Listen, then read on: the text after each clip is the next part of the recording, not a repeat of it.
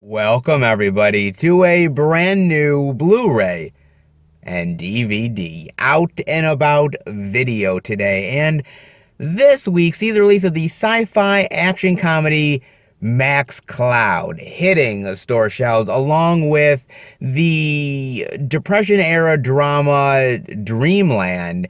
And Scream Factory is releasing two 4K editions of John Carpenter horror classics, 1987's Prince of Darkness and 1988's They Live. So good. Plus much more. So let's go see the deals, exclusives, and we are at our first location, Walmart. So let's go in and see what they got. All right, everybody, we are in at Walmart, and seriously, shocker of a lifetime, man. Oh my God, they actually have friggin' Honest Thief finally, man. Good God, what has it been, like 3-4 weeks? Yeah, it's got to have been 3-4 weeks, and they finally get in Honest Thief. A little too late, but I guess better late than never? Maybe? I mean, they have that.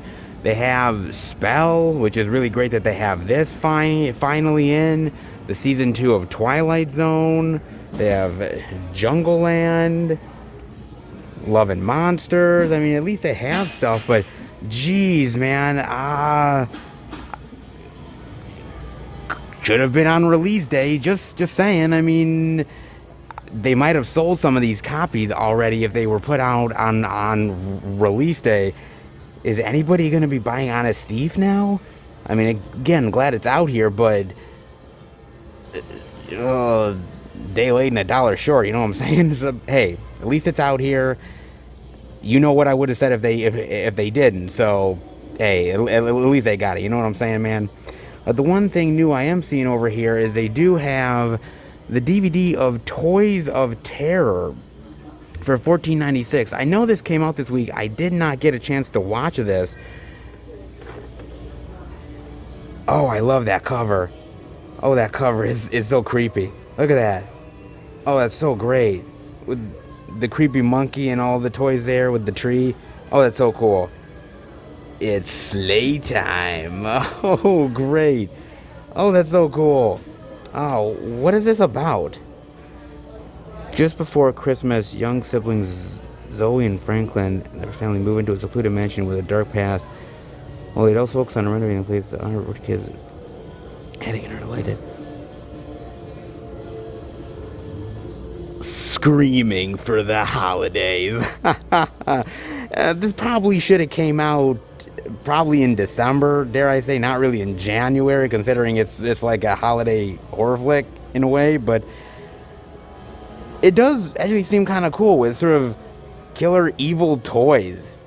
Oh my God, man, Jesus. I love sort of toys turning evil and destructive, man. There's some really great ones out there. God, like Small Soldiers. Not really a horror flick, but you know, those toys really wreak a lot of havoc. Of course, there's that great old school movie Demonic Toys, which is awesome as well. And there's a really great, I mean, it's part 5 in the series, and it's kind of cheesy, but I kind of like it, which is Silent Night, Deadly Night Part 5, where the toys are trying to kill people and everything. Oh my God, it's so cheesy, but so good. Jesus, man, there's some really good killer toy movies out there. I mean, of course, everybody thinks about Child's Play and Puppet Master, all that stuff too, but I mean, you know, it's nice when you have like children's toys like that are supposed to be kind of innocent and they turn against you. Like, there's something about it, man, that's just creepy, especially for like a kid. When a kid watches it, you never look at your toys the exact same way again. You know what I'm saying? Huh. It does look cool though. Dude, this might be a fun one. Obviously, it's kind of an indie horror flick, but with the cover and the cool synopsis, could be one that could be a new holiday fright for the kiddies. And one other thing I'm seeing over here, guys, on the bottom right here, for 1996, they do have this Stephen King 6-film collection, which is an exclusive only at Walmart. It has Apt Pupil, Bag of Bones, Christine, The Dark Tower, Secret Window, and Stand By Me. That's a rather eclectic collection of Stephen King. I mean, that's not exactly all fright movies, because I wouldn't consider a Stand By Me a fright film. I wouldn't consider that one of those. I mean, Dark Tower is definitely not one of those either. The rest are. And it's kind of a mixed bag also, because I gotta admit, I'm not gonna lie, the Dark Tower really sucks. The Dark Tower stinks, man. I remember seeing that in the movie theater. We have a review on the channel for it, but man, we did not like that movie whatsoever, man. They took a really great, just series of books and really truncated it into a rather convoluted mess of a movie, man. Yeah, not a really great Stephen King adaptation, but the other ones actually are pretty decent. I mean, Apt Pupil is amazing. Ian McKellen is fantastic in that movie. It's actually, when you think of Stephen King adaptations, Apt Pupil really doesn't come to mind. I don't think many people really even talk about the movie, but it's so well done, man.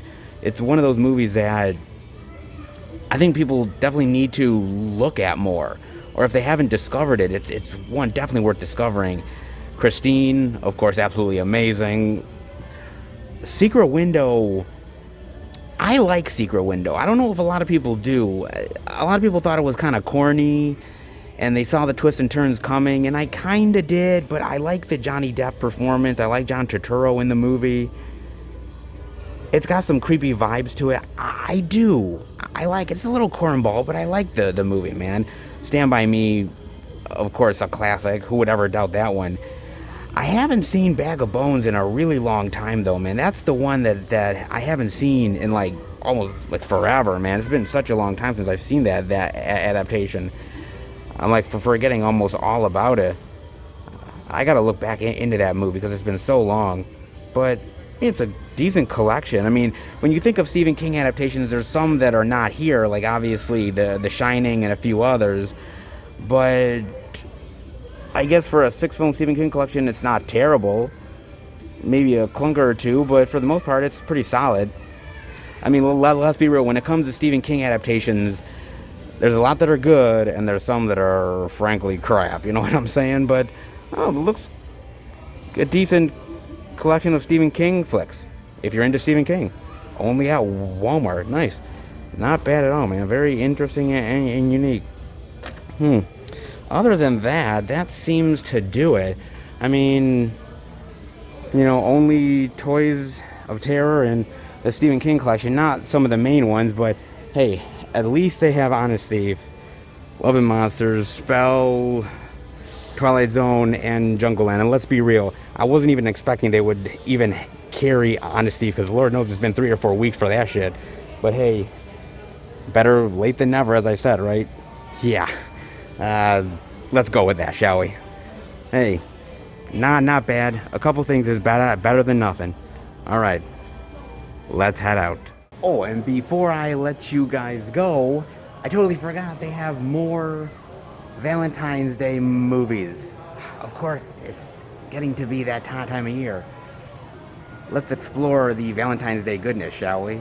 So, under this franchise section that I showed you guys about a week back with those interesting slipcovers, kind of the sparkly dress stuff, they do have a little bit more stuff maybe for Valentine's Day. Some extra movies for you and the loved ones to enjoy during that really special holiday where you love your significant other. Yay! Love you, sweetheart, but I don't know if I'm going to actually subject you to some of these movies, particularly the 50 Shades of Grey movies. Oh, God. Oh, I don't know why anyone would ever think these movies are good Valentine's Day movies. I mean, really. Wow. How in the hell are they actually good Valentine's Day movies? I really want to know. Oh, yeah, whips and chains and leather and, forcing somebody to have sex with you. Wait a minute, now that I come to think about it, maybe that is a good Valentine's Day movie. Okay, maybe, whoops. Okay, no, I mean, seriously, guys, these movies are just god-awful trash, man. And actually, truth be told, guys, okay? Truth be told, I saw the first 50 Shades of Grey movie with my best friend Bob. We saw it. He hated it. I kind of liked it at first, man, because the first movie's not terrible. It ain't great, but it's not terrible, right? And then 50 Shades Darker, I ended up actually seeing with my girlfriend in the movie theater, and oh my god, guys, I am not gonna lie to you, she wanted to kill me. Like, I'm serious. She so wanted to kill me. Dude, if you could have seen her face, man, that was like at a moment within our relationship so far that she wanted to literally hack me up into tiny little pieces and bury me. It was after seeing this movie. She hated this movie, and she hated that I subjected it to her. Like, it's still a nightmare within our relationship that I actually ended up forcing her to watch this shit. It was funny, but I mean, she thought it was an absolute nightmare. And then, crazy enough, okay, right? I actually wanted... So, Bob and I saw this movie. We did a movie review for it. It's on the channel, right? I actually wanted my girlfriend to go with Bob and I to see this movie. Like, all three of us together watching 50 Shades Freed. And my girlfriend was like, there is no way in hell that I am ever seeing another 50 Shades movie ever. And I'm like, oh, come on, it'll be fun. And she's like, no, fuck you, no. And even Bob is like, dude, that would have been way awkward, man. So, I've tortured people enough, man. But truth be told, these movies are garbage, man. So, they're fun to kind of riff on, but watching them, man, is just, God, it's fucking torture, man. That's torture porn in and of itself, dude. God, Legally Blonde collection, which honestly, the first movie is really good. Really love that first one. In fact, my mother really loves the first one. The second one, not so much though, but first one actually is pretty good. That Cinderella, which honestly, the Cinderella live action adaptation is pretty decent. You know, when we think of the live action Disney stuff, Cinderella doesn't really get a lot of love sometimes. Doesn't really, but honestly, it's pretty decent, I think. Yeah, that one's pretty decent. Of course, you have The Mask, which is really amazing. Cher, Sam Elliott, Eric Stoltz, amazing film. Really fantastic. God, Cher is dynamite here, and Sam Elliott, man. Dude, that stash.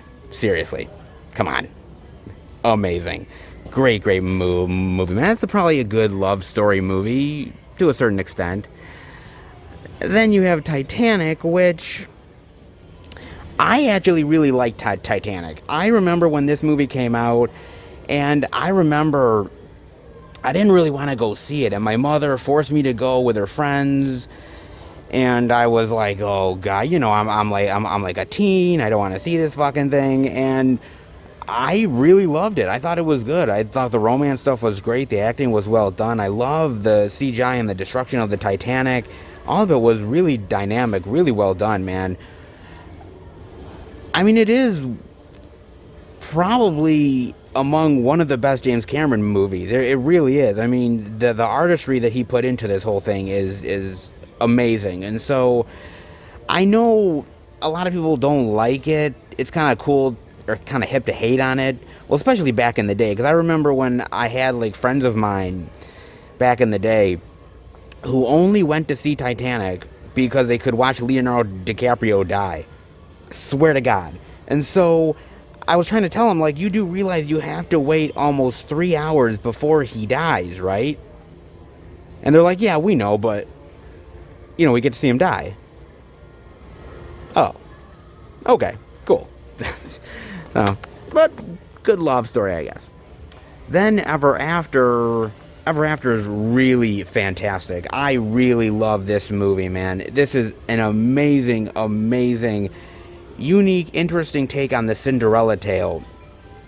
My mother loves this. This is one of her favorite movies of all time, and I got to admit, I love this movie too. It's just a fantastic all-around love story. Drew Barrymore is amazing here. Angelica Houston is awesome in her evil role. She's relishing in it. So fantastic, man. Really, really great. Yeah, it's a kind of a Drew Barrymore movie that no one really ever talks about, but it's so well done, dude. It's a really great Cinderella tale, man. I actually think Ever After is better than the live action like Disney Cinderella one. I actually think it is, man. But dude, I really love this flick, man. So good.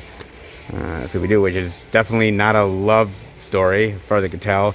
Longest Ride, which is okay. Sweet Home Alabama, decent Reese Witherspoon movie, just okay. Oh, of course, more Hallmark love. Oh, Say Anything. Oh my gosh, Say Anything is amazing, guys. Oh god, I love this movie. Classic 80s, John Cusack. John Cusack was the man back in the 80s, dude. So good. Really love this flick, man. And directed by Cameron Crowe, too. Cameron Crowe was like a genius, man. Some of his films are fucking awesome. Like, Almost Famous. Hello. Amazing. Say Anything great. And, of course, still iconic to this day, the boombox. Hello. Holding it over his head. Classic. That. You've got The Words, The Vow, and Dear John. My favorite out of these ones, honestly, is The Vow. I saw The Vow in the movie theater with Bob, and we honestly, for us trying to be as manly men as possible, which sometimes is like a big old failure, The Vow really worked. We really liked the love story. Thought Channing Tatum, Rachel McAdams, great chemistry together. Pretty good. The Proposal, not bad. Sandra Bullock, Ryan Reynolds, pretty decent.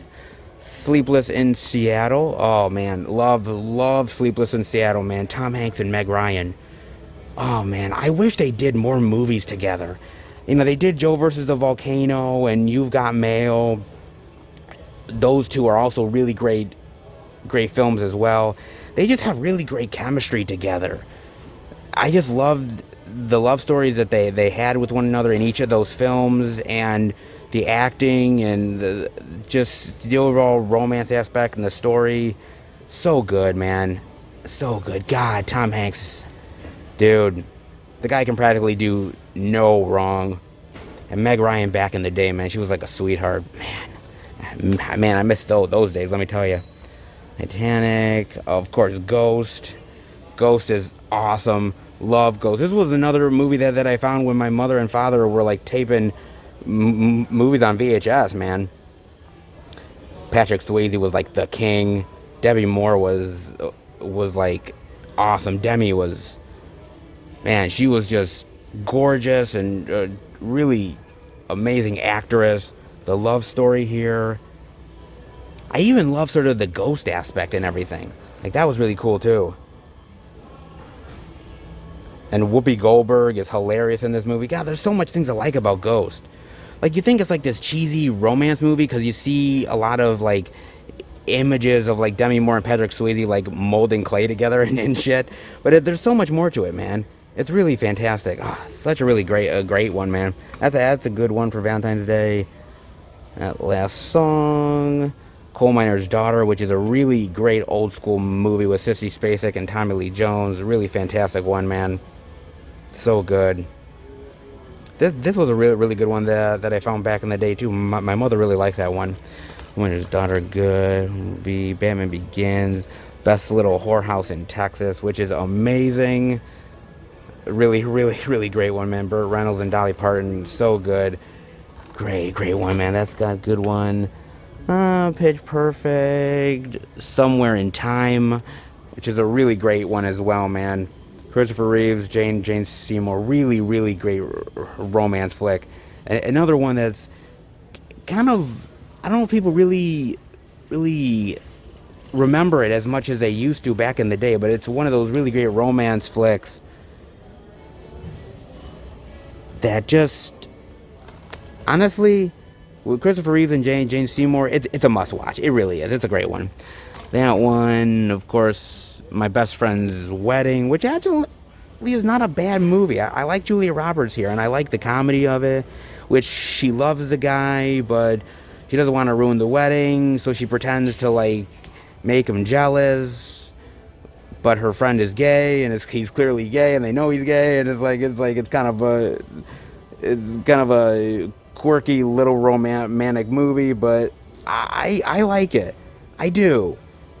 I don't know if it's one of Julia Roberts' best, but I think she's really charming in the movie. Yeah, I really like her in that one.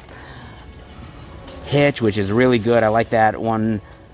Made in Manhattan, Wedding Planner. Yeah, if I had to pick between the two, I'd say Wedding Planner is the better one, but not big on either of them. Groundhog Day, I guess you could call Groundhog Day a little bit of a romance, but that's kind of stretching it a bit, but still a great movie. There. Some interesting romance flicks for your significant other. But if you really want to get them hot and heavy,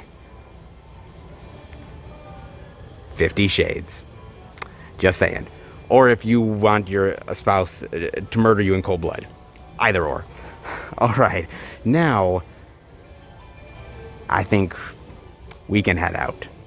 So look, I'm not going to lie. I walked into this Walmart today thinking to myself, I don't know what we're going to find, man. Seriously. We may find nothing, which has been the case for certain weeks here. But, hey, they did have a couple of releases. They had some Valentine's Day movies out. So, hey, it's something. And something's better than nothing. And, hey, at least we finally get Honest Thief here. After 3 or 4 weeks. Yeah. Hey, but at least I have it now, so, pick it up. Oh, Lord. Oh, hey, at least, I guess better late than never, right? And maybe this is the start of them putting out more physical media every single week, right? Well, cross fingers. Let's hope, guys. But at least we got to see something, and something ain't half bad, so, hey, I'll take it. All right, man, some interesting stuff here. Let's head to the next location and see what more physical media we can find. All right, everybody, we are at our second location, Target. But before we go in, I want to talk to you guys about something real quick. Now, I told you guys about Quibi, that streaming platform. Basically, they're dead, they're done. No more. And basically, where does the content go? Obviously, they have all that content, and obviously, it's got to go somewhere. So, where did it go? And I have an update on that. So, basically, there is a news source that says Roku reportedly scored Quibi's content for under $100 million. While financial terms of the deal were not discussed in the statement sent out by Roku and Quibi, inside sources for Wall Street Journal say the deal cost Roku less than $100 million, with one source saying the price tag was significantly less than $100 million. See here. What did Roku get for under $100 million? The streaming platform acquired over 75 shows and movies that had already debuted on Quibi, along with over a dozen previously unreleased titles that will now premiere on the Roku channel. Roku will hold exclusive streaming rights to the content for the remainder of Quibi's 2-year agreement with content creators, then will continue to have rights through 2027, a Roku spokesperson told WSJ. Okay, first off, I'm really happy to see that this content got saved, that Roku is going to have this content, and that they're going to put it on their Roku channel, and that more people are going to be able to have it available to them and be able to watch it. More eyes are going to be put on it, and that's only a good thing. Okay, so that's first off. But it goes to a bigger issue that I have, which is what happens when these streaming platforms and these companies go down, and now the literal content is hopping from one platform to the next, which means that, your enjoyment of it has to go from one platform to the next. Oh, you don't have Roku? well, fuck you. Because if you don't have it, then I guess you're not going to watch it. And, vice versa. Something leaves that platform, goes to Netflix. That leaves Netflix. It goes to Disney Plus. That leaves Disney Plus. It goes to Hulu. It's hopping from one thing to the next thing to the next. And it just gets very confusing for the average consumer, for the movie lover, for the TV lover. And at the end of the day, you just get really frustrated and angry, and it's just another thing you have to pay for, and you have to find the content again, and it's just crazy. Okay? And that's why I've always advocated for all of these TV shows and these movies to be on physical media in one form or another. I don't care whether it's on DVD or just on Blu-ray or 4K. It doesn't matter. It's got to be on some sort of format, because this content nowadays, guys, you have to understand that streaming is becoming so huge, and there's so many entities that are getting into the streaming circle now, that do you seriously think all of these entities are going to survive? I mean, really, we are just literally starting to get into the streaming wars. I mean, we've got a long way to go in this, man. I mean, this is just the beginning of it. And there are so many people that are vying for your hard-earned money, for your eyeballs on the content. And what if one of those companies go down? Well, another one scoops up that content, and what you've been enjoying, well, now you have to go over to this platform. And it's just more money and more time and more effort, when I think all of us can agree that if it was just on physical media in some form or another, I think we would be happy. I think we would say, look, if you want to move the content around all over the place, that's fine. But at least give us a chance to have it on the physical media format, so we can have it if we want. I mean, there are so many original Netflix movies and stuff that's on, their streaming platform, that is not on a physical media format. It's just not. I mean, movies that I've really, really loved, like The Babysitter and Gerald's Game and a lot of the other stuff, that's not on physical media at all. I mean, yes, you can get it through, an illegal bootleg copy, and I mean, it's a good thing that you can get it through that, don't get me wrong, but at the same time, I would like it on an official release, because I just don't understand why these companies don't see the idea that there's a profit there to be made. That if you put it, let's say even Netflix says, okay, we're going to put it on a limited edition release. We're going to release it limited edition, and these are the amount that we're going to have, and if it sells out, it sells out. If there's another demand, maybe we'll put it more out, but this is the lot that we're doing. At least give people a chance to get it. I mean, I'm even hearing rumors of Disney Plus that The Mandalorian isn't even coming on physical format, that they don't want it. These companies, unfortunately, guys, they see the streaming and they see it as, well, why should we put it on physical? Because if we put it on physical, that means that you don't want to actually keep on subscribing to our platform anymore. So if you continue to want to watch that movie or that TV show, of course you're going to continue to subscribe to us. But after a while, I think for a lot of people, including myself, eventually enough is going to be enough. And at a certain point, I think we're all going to sit there and be like, well, fuck this. I'm not going to continue to pay for this. Like, I love the movie and I love the TV show, but I'm just not going to waste my time anymore with this. Eventually, people are going to get fed up. I guarantee it. I don't know if it's going to be tomorrow or if it's going to be a year from now or it's going to be 5 years from now. I don't know. But I know that's going to happen. And I think these companies, if they were smart, to just put out a physical copy and just to say, look, here it is for you guys who want it. And if you don't want it, that's fine. But give physical media format a chance for the people who want to have this content and that it's out there for people. I know they want to make their millions with the digital platforms and the streaming, but you also can't forget the physical media format lovers at the same time, and that this content also deserves to be shown in that format as well. You should have it both ways. That's just my honest opinion. I don't know what you guys think about it. I mean, it's good that Quibi is being saved, and I'm glad that stuff is going to be on the Roku streaming channel, but hopefully Roku sees an opportunity or partners with other people that sees the opportunity to perhaps maybe in the future highlight this on physical media to maybe get it out to more masses than maybe they would otherwise. Just saying. Just saying. Let me know what you guys think about that. In the meantime, well, it is a slow release week this week. Probably not going to see a lot, but I'd like to think maybe we'll see something at this Target. Let's hope. The only way we're going to find out is to go in, so let's check it out. All right, we are in at Target, and, well, can you believe that they have literally nothing new to show off, guys? Yeah, 'tis the truth. There is nothing new whatsoever. I mean, even the second Walmart had something. This time around, Target, nada, nothing. I mean, even over here, I mean, it's the same stuff as well. All the stuff I've shown you before, nothing really new.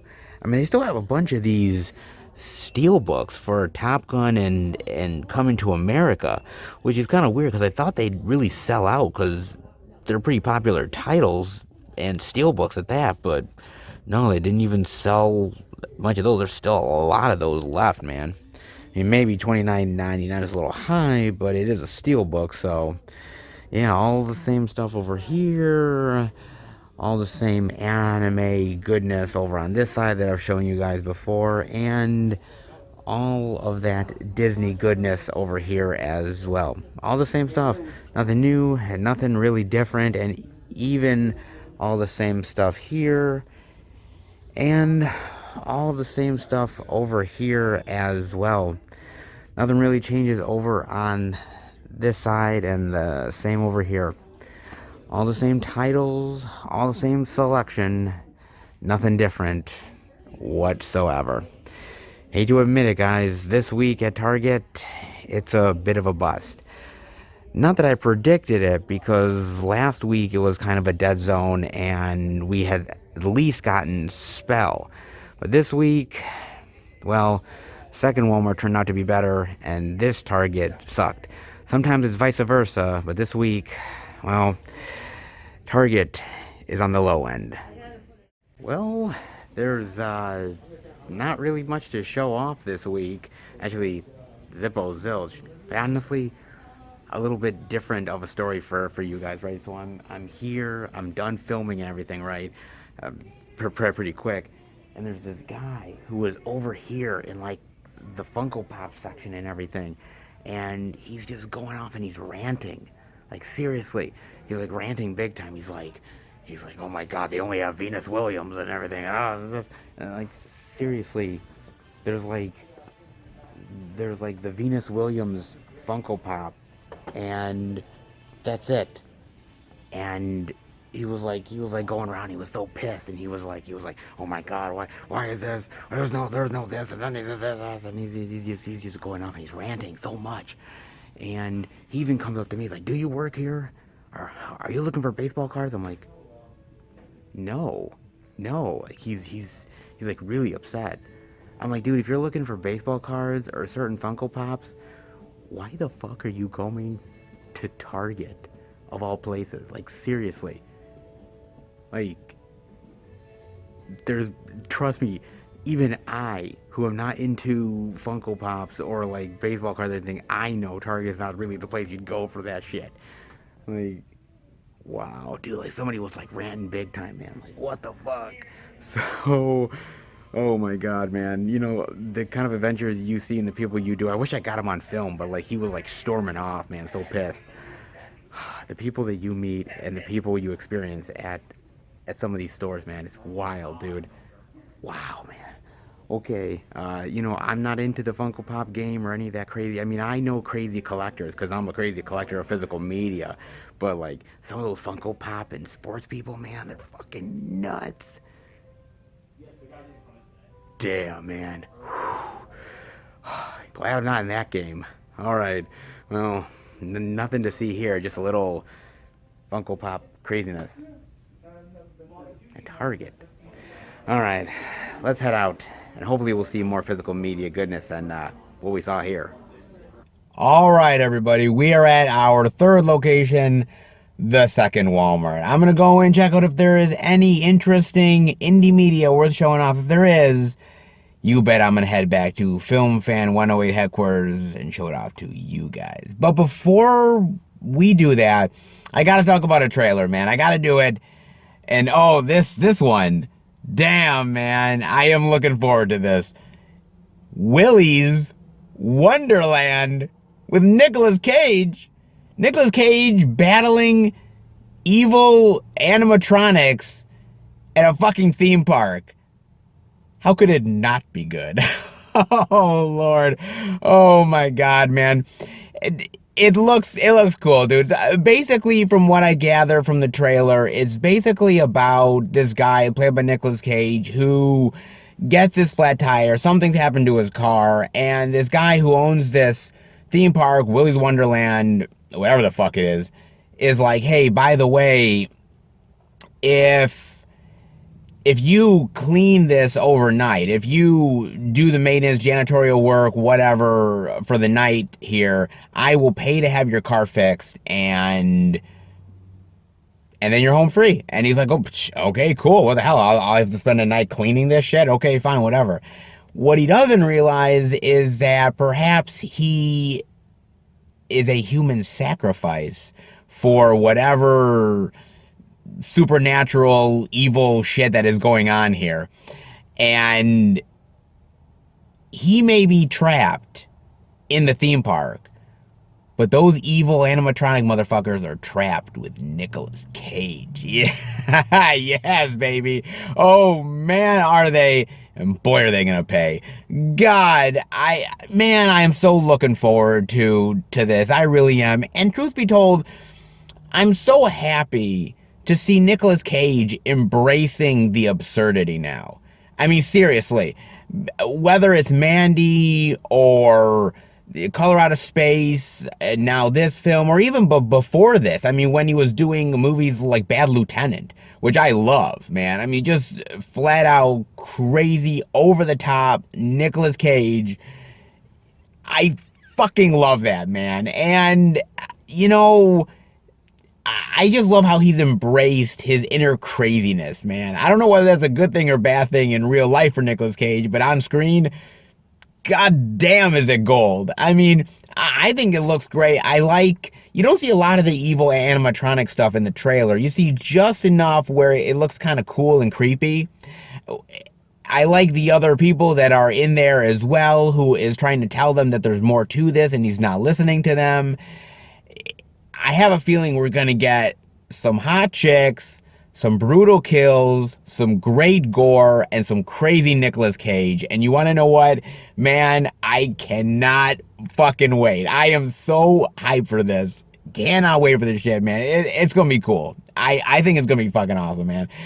I mean, you know, look, I can't say I've loved everything Nicolas Cage has done over the past years, but damn, I like where he's going with his career. He's not trying to go for the Oscar anymore. He's not, he already has it. He's not trying to be Mr. Dramatic or doing romance movies. No, fuck that, man. He's going over the top, dude. And God bless his heart, man. It looks great. It honestly looks cool. It looks like just a bloodbath and just a crazy good time. One wild roller coaster. And man, I'm looking forward to it. Definitely let me know what you think about that. In the meantime, let's head into the second Walmart and see what physical media goodness we might be able to find. Well, we are in at the second Walmart, guys. And actually, truth be told, I'm kind of in shock because they actually stocked the shelves. Seriously, they actually stocked the shelves and they put product on the shelves. So you know what? We actually got a few indie titles we're checking out this week. Yeah, baby. Not saying this is gonna happen every single week, but you know, when there's some good media, I come a-calling. So, how about we head back to Film Fan 108 HQ and check out some physical media weird Walmart goodness. Seth, take it away, buddy. Thank you, Seth. Take it away from here, buddy. Yes, Indeed, guys, we actually have some really great stuff to see from the second Walmart. And, you know, so far this year has had its ups and its downs for physical media. And I know it's only January, and, it's kind of hard to see where physical media goes just from January alone. But look, at the end of the day, I've always said that physical media is going to have its ups and downs, that we're going to have our challenges when going about dealing with this format and dealing with all the obstacles that have happened that have gotten in the way of physical media. And, at this point, I'm just kind of riding the wave. I mean, truly, all I'm doing is riding the wave at this point, guys, because I know, unfortunately, there is going to come a time where physical media will almost be non-existent. I don't want to say that, but at the same time, I have to be honest with myself and realistic that this is where we're going, because I've seen so many times when stores don't have a lot of physical media, and I've seen other times where it's been very plentiful. Unfortunately, it's never been consistent for a long time. And so going into this year, this is the year where I'm saying, hey, I'm going to fight for physical media, but I'm also going to sit here and ride the wave, and it is what it is. And I'm going to take it for what it is. I'm going to take the good weeks, and I'm going to take the bad weeks, and I'm just going to embrace what physical media I can find. So, I'm extremely happy that the second Walmart has stuff to show off. Because trust me, I know that there's going to be a lot of weeks where we're not going to have some stuff to show off. And it's going to be a dead zone. So, appreciate what you have, because there may come a point when you just don't have it anymore. So, that's been my lesson. That's what I'm taking into 2021. And I'm just going to be thankful for the moments that we do have some great physical media to show off. And with that being said, let's get into some physical media goodness. Some weird Walmart physical media goodness, shall we? Well, looky what we have here, ladies and gentlemen. A cavalcade of new Walmart indie goodness. Not half bad, man. It's always really great to explore new media you haven't checked out yet. And I always love checking out the indie titles. So let's get to it with the first title from the second Walmart, and that is none other than Kill Cavalry. Oh, look at that. Very Civil War-like. Alright. Based on the life of Brigadier General Judson Kilpatrick. God, what a name, man. That is a name, baby. Okay, what is this about? U.S. General Hugh Judson Cavalry Kilpatrick is on a mission to eliminate SC General Joseph Wheeler. He devises a plan to take over the small town of Barnwell, South Carolina, hoping to draw Wheeler out, only to find that Wheeler is already one step ahead. Ooh, that conniving bastard. Outsmarted me again. As far as Civil War movies go, I love a good war movie. I really do, man. I think my favorite war movies are ones from Vietnam and World War II. I think those are the ones I gravitate towards the most. The Civil War ones, not so much, really. Not as much. I think other people really enjoy them. I mean, there's some I like. I mean, there's that movie Glory, which is great with Matthew Broderick and Denzel. It's a fantastic flick. I mean, you also have that movie Gods and Generals, which isn't half bad. That's pretty good. You have Gettysburg, which is awesome as well. And I was just thinking about those movies. Can you believe, seriously, that Gettysburg and Gods and Generals, both of those movies are over 4 hours long? Swear to God, look them up, man. 4 hours long, dude. Now that is a goddamn commitment to watch a movie, man. 4 fucking hours, man. Damn. They're good films, man. I mean, if you like war movies, Civil War is a very interesting time period, and there's some interesting stories to tell. It's tough for me because, like I said, I get into more of the modern stuff from like the '70s onward. Even like a lot of really great stories through World War II has always fascinated me. Civil War has not always been the time period that I gravitate to as far as war films are concerned, but that doesn't mean you can't make a good Civil War film. It just has to. I think as a lover, to me, somebody who loves those war movies, it's got to appeal to a certain degree to me. Characters and the dilemmas, it's got to kind of get to me a little bit. Kill Cavalry could be good. Truth be told, it could be quite interesting. It has the potential to be.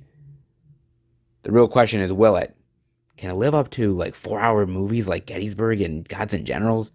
I kind of doubt it, but then again, what really does? So, good luck to Cavalry, because as far as war movies, it's going to need the cavalry in order to, you know, make a dent in my enjoyment of war films. And then I'm seeing over here they have Miss Juneteenth. Hmm. Mother knows best. Yeah, okay, true. Mother does know best. Okay, yeah, I'll cop to it. Moms do know best. I mean, if I didn't say that, my mother would whoop me upside the head. So I kind of have to say it, guys. But I'm looking, it kind of got some beauty pageant vibes, dare I say. Hmm, possibly? Maybe? I wonder. What is this about? Let's see here. Turquoise Jones is a single mom who holds down a household, a rebellious teenager, and pretty much everything that goes on in her job. She's also a bona fide beauty queen. Ah, yes, beauty pageant, goodness. Ah, so she's getting her daughter into it. But the daughter ain't feeling it. God, you hate when the kids don't follow the parents' dreams. God, fucking brats. Oh, Lord, man. Wow, there's a lot of beauty pageant movies. There really is. When you kind of get down to it, there is, man. I mean, some of the ones that I know. I mean, I know, of course, Drop Dead Gorgeous, which is a really really great movie. You have Miss Congeniality. You have Little Miss Sunshine. You have this really great beauty pageant movie from 1975 called Smile with Bruce Dern, which is pretty good. But then you also have one that I don't even know if you guys really even know the movie. It's from 2000 and it's called Beautiful with Minnie Driver and directed by Sally Field. It's one of those really unknown beauty pageant movies that nobody really knows about. It's more of a drama about like this woman who's in these beauty pageants and she's so determined to do it that she's ruining her relationship with her mother and just her life in general.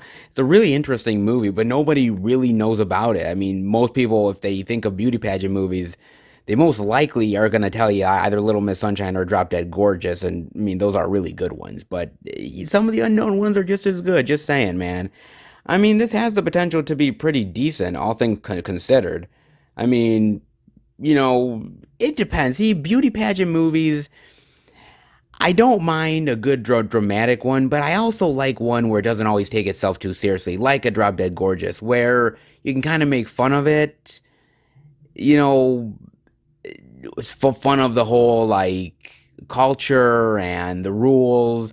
I gotta tell you, man, I have seen some wild stuff when it comes to beauty pageant stuff. I mean, my mother used to watch these shows. I don't know if they were on like A&E or TLC or something, and where this woman, this teacher would get these little girls ready for these beauty pageants, and I'm like, "Oh my God, the drama." Jesus, man, like over a fucking beauty pageant with your kids. Like really? Like, come on, it's only a beauty pageant. Like, it's literally this cutthroat. Shit, man. Like, I didn't know this was this fucking brutal, man. God.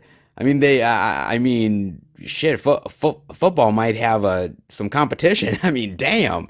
I mean, they are literally brutal, guys. Seriously, they're wickedly fucking brutal, man. I don't think this movie is like that, to be fair.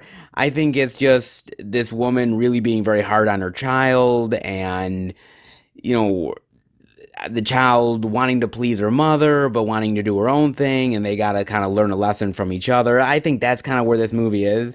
I mean, it's probably a decent drama, mother daughter, love story, family film, beauty pageant movie.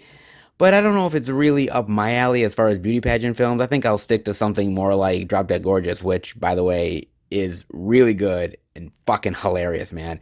It's probably not a bad film, but probably not entirely my thing. But if you like beauty pageant movies, and honestly, I mean, there is some good ones, but honestly, not as many as you think. Another one to add to the list. And then we have Always and Forever. Oh, look at that. The Shattered Glass. No bad deed goes unpunished. Very nice. Loving that, baby. Definitely loving that one. Some bonds are only broken by death. Well, geez, let's hope not. God. Yeah, let's definitely hope not. So, I got a chance to watch this on Amazon Prime. Okay, now I wanted to watch it because it kind of looked like an interesting stalker slasher flick. And I do like my stalker slasher flicks, so why not? Oh, but don't want one. All right, let me get into it, man. So basically, it's about this woman who dies, and her lifelong friends basically come and to the funeral and mourn her death, and meanwhile, they're being stalked by this mysterious person, whoever it is. And they're starting to take these people out and kill them one by one. And these women are trying to figure out that it can't just be coincidence. It's got to be connecting to, their friend's death and what's the actual secret that's going on. And they have to sort of remember the past and try to stop this killer before he or she ends up basically slicing and dicing the rest of these chicks. So that's basically where it is, man. Now, look, as I've said, I love my slasher flicks, stalker flicks. I mean, those are really cool movies, most of them at least. And this had the potential to be it, but I'm not gonna lie, man. I mean, this movie was drama central. I mean, really, it's almost like a Tyler Perry movie. I mean, seriously, it is almost like a Tyler Perry film. It's basically a Tyler Perry knockoff. It's a ripoff. I mean, it's the same stuff you see in every Tyler Perry drama. I don't care which one it is. We're having sex talk, and my man isn't performing in bed like he should.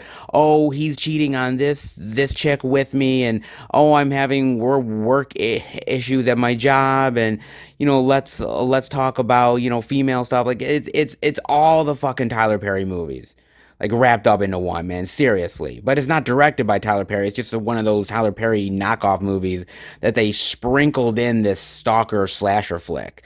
Who could it be? It could be anybody. It could be him. It could be him. It could be her. Oh, could be that chick. Anybody. Like, seriously, man. I mean, at some point, I thought Medea was literally gonna come through the fucking screen and talk to the killer and be like, son, you need church. Like some bullshit like that, man. Seriously, I thought something was gonna happen with that, and I'm like, what? You know what, dude? Man, it's not that I don't like a good drama movie mixed with a slasher. There is some good ones out there. Truth be told, there is. But this one just felt like they seen all the Tyler Perry movies and they're like, "Oh, we'll do everything that he does, but we got to do something a little extra. Well, let's put in this mysterious killer stalker dude and going to, connect to their past." I mean, truth be told, there is some good things here. I mean, I like some of the flashback stuff with the women as little girls and, you know, dealing with their secret and everything. I mean, that's cool. I like some of that stuff, but outside of that, this is like paint by numbers, complete Tyler Perry ripoff, and god damn, man, like this had potential, but it just went down the dramatic Tyler Perry Medea toilet. Just went down the shitter real fast, man. I mean, lump this in with all the other Tyler Perry knockoffs, and man, it seems like that's gonna become a whole genre in and of itself. Always and forever, more like never and no way. On to the next three of the Walmart indie goodness. And the next title we're seeing is The Village in the Woods. The Demon Awakes. Oh, I absolutely really love this cover, man. Very creepy. I love the mansion with the bright lights. Really nice cover. Darkly unsettling, slice of hell. I like what I'm seeing so far, but let's see what that synopsis gets us, shall we? Deep in forgotten woods lies a village, at the center of which stands an old harbor inn. This an inheritance fraud. Oh! He pretends to be in Solaris. Probably they find the friendly perhaps a little too much, though. Ooh! Something is up with the village in the woods. I don't know, man. Is it like is it like a demonic thing? Is it like a cult? It's like a sacrifice? What the fuck is it, man? Kind of eerie. Has an eerie sort of vibe to it. I like that. Sort of this couple wants to do this easy money fraud, and they think this is cake, easy money, and they realize that they've bit off way more than they can chew, and basically the villagers are a little bit more creepy. Something's going on, maybe some demonic entity. I don't know. I mean, it's kind of intriguing to me. There's a lot of questions, like what the fuck is up with that chick's eye? It's like seriously, that's like really unsettling, man. So I don't know. An atmospheric tension builder. I gotta admit, I'm intrigued. I don't know what to expect with this one. I seriously don't, man. I mean, it looks interesting to me. And there's definitely a mysterious vibe there. What's the village? What's the sacrifice? What's going on? And for God's sakes, man, somebody fix that chick's eye. Jesus, I don't know, man. It just kind of looks cool to me. I'm definitely interested in this. I don't know. I like a good creepy, mysterious, you know, cabin in the woods story and villagers being weirdo. It's kind of cool. Has some good vibes to it. I don't know if you guys know much about the village in the woods. Definitely let me know. But this one looks like it could be very intriguing. Then we've got some killer clown action. The Clown Doll. Oh, look at that creepy fucker. He'll love you to death. Yes, he will. Oh, and I'm pretty positive it's not just the cuteness that'll kill you either. I'm pretty positive on that one, guys. Oh, Lord. God, that is one ugly motherfucker. Jesus Christ. What an ugly ass clown, man. Jeez. What is this about? After purchasing a clown doll from a creepy antique store, Lane begins to receive mysterious and threatening phone calls from an unknown caller. She begins to suspect the voice of the caller may be that of the clown. Okay. You know what? God damn it. Like this, I'm sorry, okay? This chick deserves everything that she fucking gets. Why are you buying a clown doll from a creepy antique store? Why? What, like, you know, the Gap wasn't open? Like, wow, you couldn't go buy clothing at Abercrombie and Fitch, and you just decide to go to the creepy, you know, antique store to get the fucking clown? Like what? Really? What's your excuse? Come on, man. I mean, seriously. Jeez, man. I mean, that's just, I mean, that is so on you. I mean, really, if you're that stupid to buy the creepy clown doll, then you kind of deserve what you get. You know what I'm saying? I mean, that's on you. I mean, if you got it as a gift or a present and something like that, maybe I might forgive you, but you bought it, honey. You put yourself in that danger zone. Okay?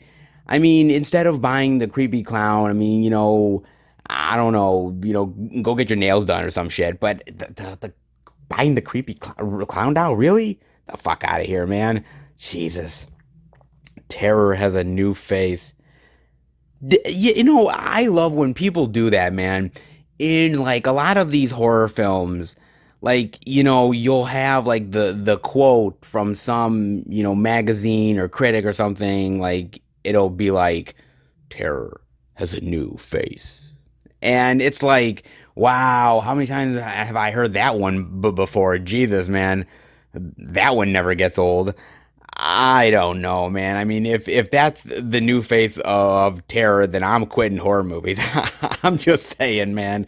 I mean, maybe it's effective in the movie, but just looking at that, man, I'm like, that looks kind of ridiculous. I mean, kind of creepy, but I would just like chuck it in the garbage, man, or like give it to like a little bratty 10-year-old. I don't know, man.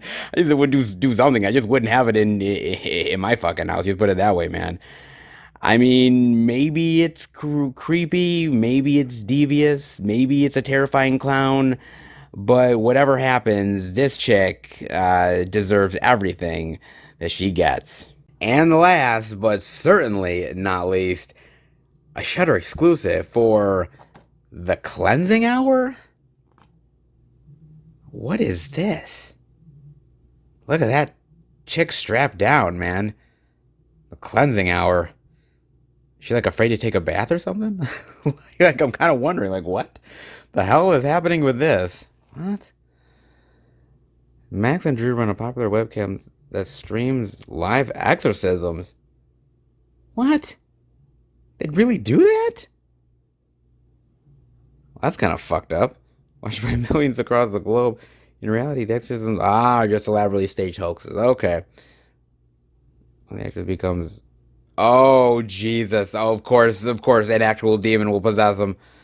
In front of a rapidly growing audience, the demons is accrued with a series of violent challenges to expose their dark secrets.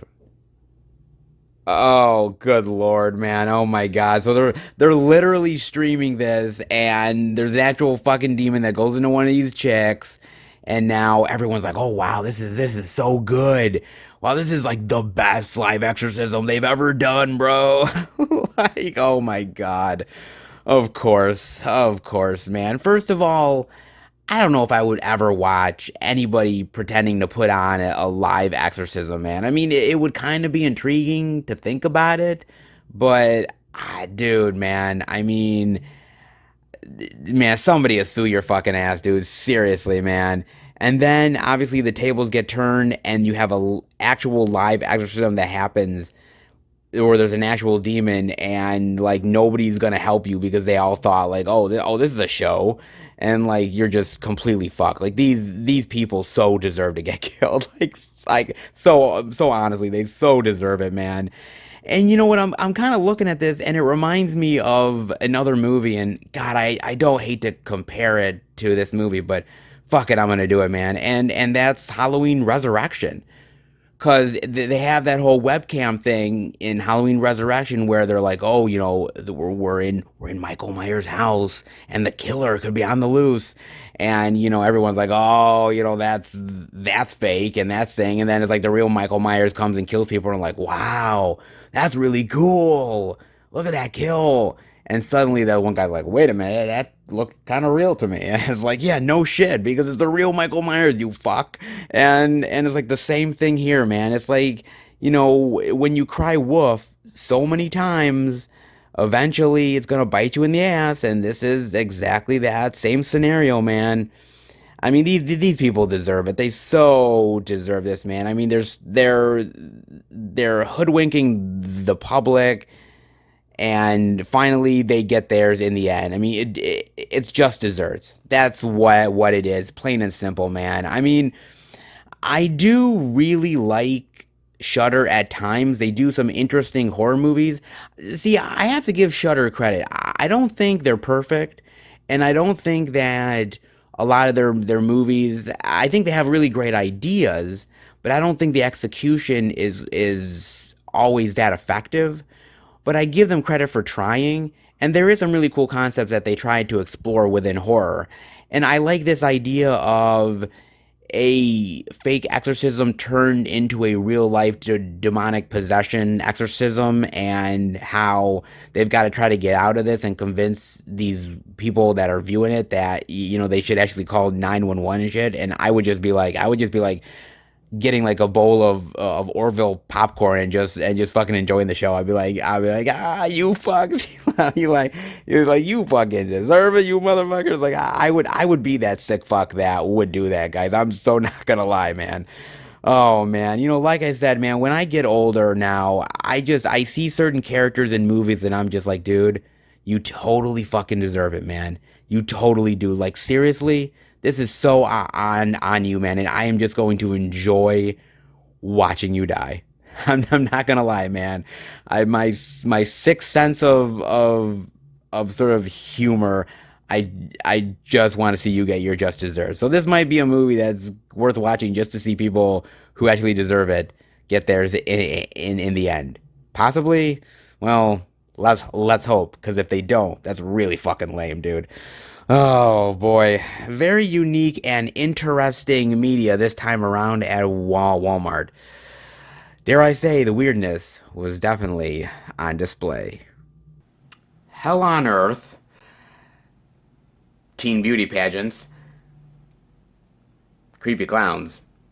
Oh, and the past will come back to haunt you, plus so much more. Quite the interesting physical media from Walmart, dare I say, guys. I love some of that weird Walmart goodness. What can I say? I'm addicted to it. I hope you guys enjoyed some of the very interesting indie titles we saw this time around from the second Walmart.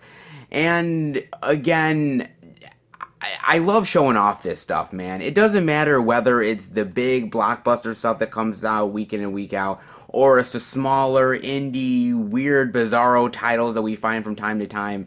I just love showing off all of it to you guys because, at the end of the day, everybody loves something. And that is, truth be told, everybody loves something. You might love that big, huge blockbuster that came out, or you like that weird indie horror flick that is just bananas. But hey, it's your thing, you like it. And so there is literally, I always say it every single week, something for anybody and everybody. And so, if I can give you guys a chance to find a title that maybe you weren't interested in previously and maybe you open your mind to it, or something that you didn't know about, then at least I've done my job. So this is why I love doing that, to show off as much physical media as possible to you guys. And you never know what you're gonna like until you actually get to see it. So hopefully you guys saw something good. But that's not it, because there is so much more physical media to show off, trust me. So let's head to the next location and see what more physical media goodness we can find.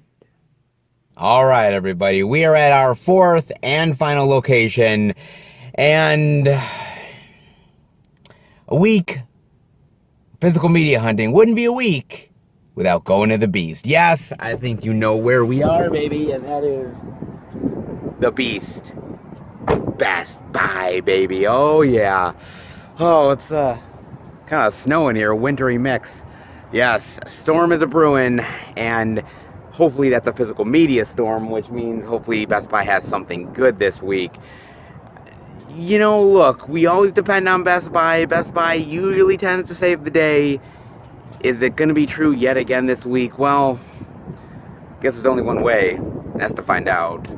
Let's head inside and check out what physical media goodness the Beast has in store for us this week. All right, we are in at Best Buy, and Holy shit. I gotta talk about these first. I know there's actually a ton of new releases over here to check out, but I gotta talk about this first, guys. Holy shit. The fucking collector's edition 4K releases of Prince of Darkness and They Live. Holy shit. Dude, seriously? I was not prepared to see these here at Best Buy. Like, for some reason, I mean, I know they sometimes get in Shout Factory titles, but I was not prepared to see these here, man. Seriously. This is like the best surprise ever. It's awesome, man. Oh my god, dude. Oh, this is so cool. Look at that. Oh, man. That is so cool. Oh, shit. Oh. I'm here to chew bubblegum and kick ass. And I'm all out of bubblegum. Oh my god, such a great goddamn movie, man. This is one of Carpenter's best. Okay, let's be real here. I mean, Keith David, Rowdy Roddy Piper, the great, alien effects. I mean, one of the best epic fight scenes of all time. Hell, it was even parodied by South Park, for Christ's sake. So, come on, if you're parodied by South Park, you gotta be good, man. Just saying.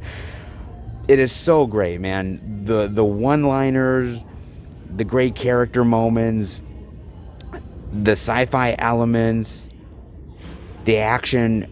It's so good, man. I mean, what's really interesting about a Carpenter, if you look at both this movie and even Prince of Darkness, is that there was a while when Carpenter was doing these big budget Hollywood studio movies, right?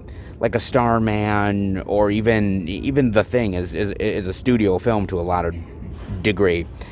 And he was just having trouble with the studio system. These studio heads, people who weren't really understanding his vision or what he wanted to do. And at a certain point, I think he just said, fuck it, I'm out. I mean, truly, he just couldn't deal with the Hollywood system anymore. So he went more indie, a little bit more low budget, but that didn't stop his creativity. He still did things like They Live that still hold up to this day. The idea of the consumerism, the idea of, the rich versus the poor. I mean, all the themes are here, man. I mean, they're still timely to this day. It's so well done, man. It's just a fantastically well done, brilliant piece of, you can say, even political satire, and just a really great pulpy action movie, man. Just so good, dude. God. Great features as well, man. I have the Blu-ray of this. But I heard the 4K is stunning on this. Oh my god, I can't believe I saw this here. That is awesome. And speaking of awesome, Prince of Darkness, man, is just as awesome as fucking They Live. Truly, it's just as awesome, man. This movie is great. I think it's more underrated Carpenter than They Live. I mean, truly, it is more underrated as far as Carpenter is concerned. I mean, truth be told. Because I don't know if people really recognize this as just great Carpenter as they would They Live, but this is just as good, man. The eerie qualities of this movie, the green goo, almost like the Antichrist in like goo form. I love like the religious iconography. I love the acting here. Fucking Donald Pleasance, man, is so awesome here. He's fucking great. Oh my god, Alice Cooper in a really great sort of evil turn role. It's so well done, man. It really is. And, this is obviously the late 80s, and they had to use sort of the computer technology of the time, so it's a little kind of outdated. But the themes are really very interesting with the religious themes and the idea of heaven and hell and good versus evil. It's got some really great ideas to it. Carpenter still does suspense and thrills like no other, man. I mean, that's why literally Carpenter is one of my favorite filmmakers of all time. I mean, truly he is, man. I love how Carpenter has gotten more appreciation over the years. Truly, I do, because honestly, he's one of the best of all time. Truly, he is literally one of the best. And I like how he's gotten more appreciation over the time period. I mean, people have come to find his work and be more appreciative of his work, but to be honest with you, it's been a long time coming. Because, I mean, yes, we talk about the Halloweens and the Things and, you know, Starman, and we talk about a lot of those movies. The Fog is really great films, and they are, but there's movies like Prince of Darkness that I think has gained more notice over the years because people have talked about it more, and the themes are very timely, and with religion being a very big sticking point with a lot of people, and it's been in the headlines more and more, I think Prince of Darkness becomes more at the forefront of what does it mean good versus evil, and what does it mean about being the Antichrist, and you know, picking the sides, and there's so much really great stuff here, man. God, I love this movie so much, and the ending is killer. It's dude, it just has great vibes to me, and I love this movie so much, man. I mean, both fantastic Carpenter flicks, and on 4K, dude, $27.99 and $24.99 is a great deal, but to me, any Carpenter is almost good Carpenter. Okay, maybe Ghosts of Mars, not really great Carpenter, but these ones are fantastic Carpenter. And again, man, the special features are awesome. Look at that. The covers look sweet. Oh, man. Dude. If you don't have more Carpenter in your collection, what the hell are you doing? Get more Carpenter in your collection, like stat. And might as well start with a little 4K love. And then it looks like I'm seeing they have the Blu-ray of Dead Reckoning for $15.99. Didn't know that this came out this week. 2 loyalties, 1 choice. Okay. Dude, look at this cover. That is extremely photoshopped, man. Jesus. That is like Photoshop beyond hell, man. Oof. Man, that's a rough cover, dude. That is so Photoshopped so badly, man. Oh my god. Like, their heads aren't actually kind of attached to their bodies, really. It's kind of freaky. And so not right. Oh god. Oh man. Oh lord. What is this about? India Isley, Underworld Awakening. God. Who was she in Underworld Awakening? Oh, wait a minute. Yeah, she played Celine's daughter, didn't she? Man, she grew up a little bit. I don't think I've really seen her in anything since that Underworld movie. I think I have. Stars as Julie Turner. Girl with the tragic death of her parents in a plane crash.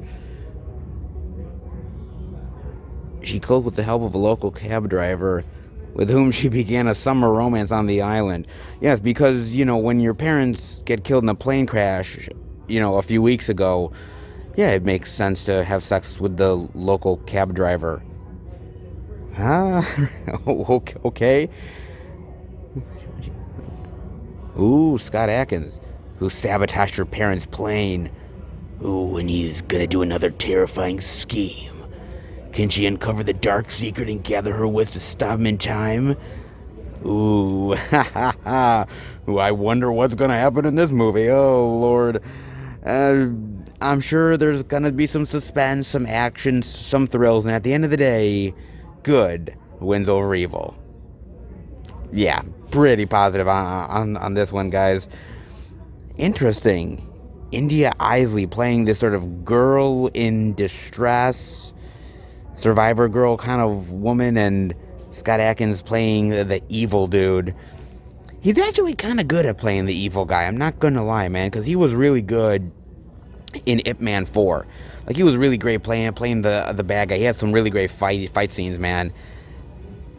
And James Remar, man, I love James Remar, especially like from Dexter. Awesome in Dexter, man. He kind of seems a little convoluted with the storyline. Almost feels like kind of like a cheesy Life of a Lifetime movie or something. It has a lot of different elements, man. It could be good. Maybe a little too melodramatic for my taste, but I don't know. I mean, it's got Scott Adkins, and Scott Adkins is kind of cool, and James Remar. So can it be all that bad? Kind of doubt it would be all that terrible, but maybe.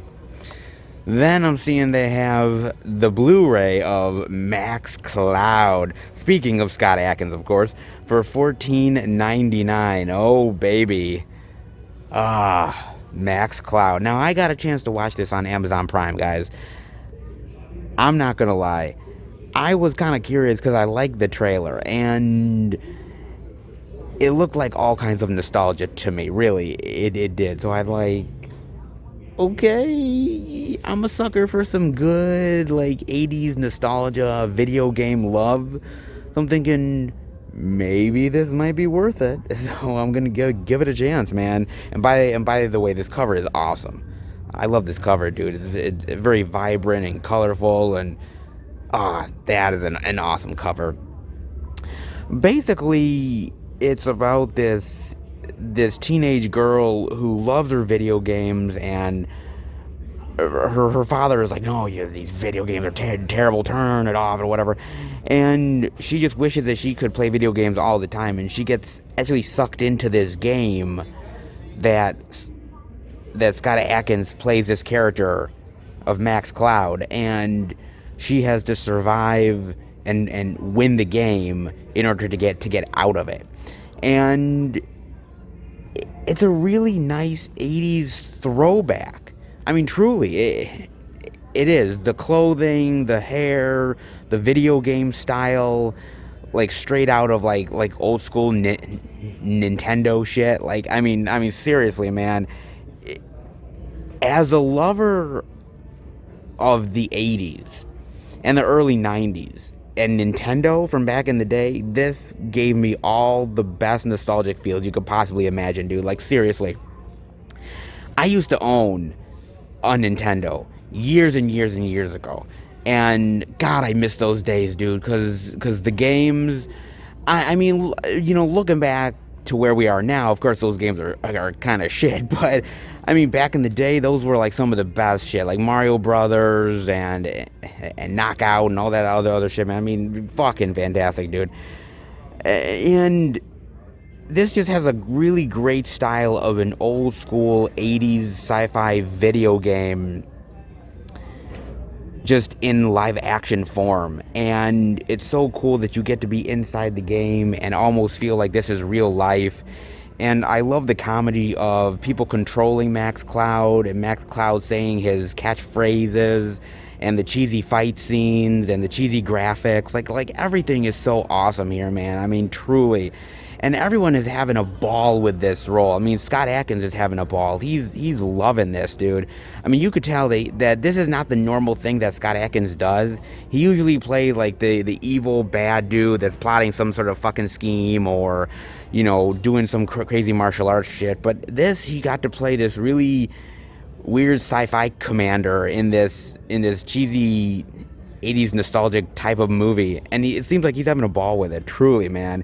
And everyone seems to be having a really fun time with this film, and it was truly, honestly, truly fun. It's just a fun, hilarious, and very well done nostalgic romp, and I loved every second of it, man.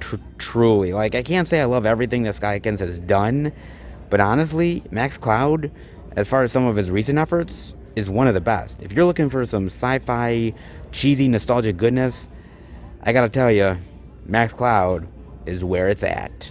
And speaking of some 4K love, 2012 also came out this week as a 4K upgrade for $21.99. God, I haven't seen 2012 since, well, actually, it came out in movie theaters. What the hell am I talking about? Oh my God, man. Jeez. One of those crazy and wild disaster flicks, man. Good Lord. Roland motherfucking Emmerich. Goddamn, man. I would say one of the kings of disaster movies, dare I say, or at least movies that have a lot of crazy disaster in them.